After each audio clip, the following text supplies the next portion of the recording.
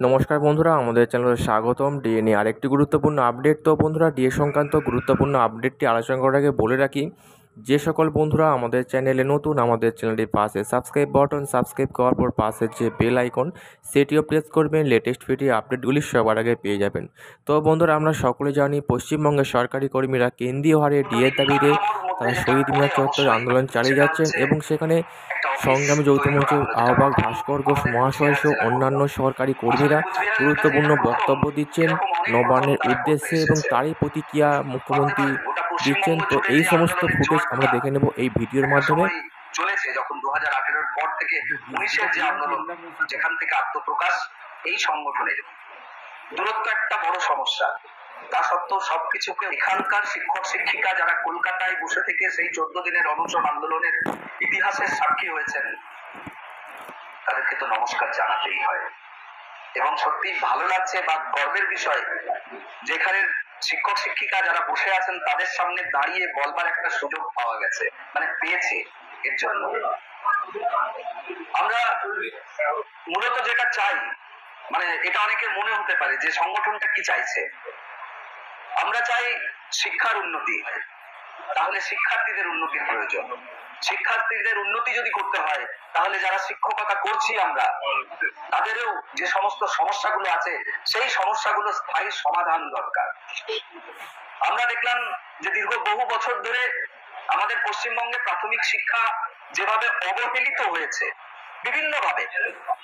বিভিন্নভাবে অবহেলিত হয়েছে, এবং বলা যেতে পারে প্রাথমিক শিক্ষক তার মানে একটা ওই পাতে দেওয়ার মতো নয়, এরকম একটা মনোভাব ছিল। অধিকার আদায়ের লড়াইয়ে সংগ্রামে থেকে এই সংগঠনের যে সমস্ত শিক্ষক শিক্ষিকা আছেন, তারা সারা রাজ্য জুড়ে মানুষের কাছ থেকে সেই শ্রদ্ধার জায়গাটা ছিনিয়ে নিয়ে আসতে পেরেছি আমরা সবার মধ্য থেকে।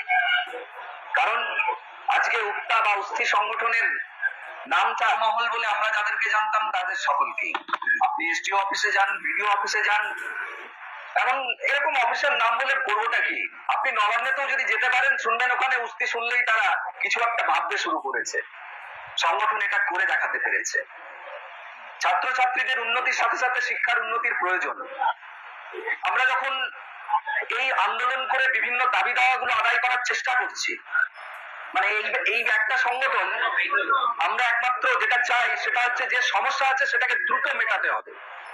আবার কিছু ক্ষেত্রে দেখি অনেক জায়গাতেই সমস্যা তো অনেক আছে, কিন্তু সমস্যাগুলো বলা হয় না, কারণ সমস্যার সমাধান হয়ে গেলেই আপনি তো আর তাদের সাথে থাকবেন না। তাদের মনোভাবটা এরকম।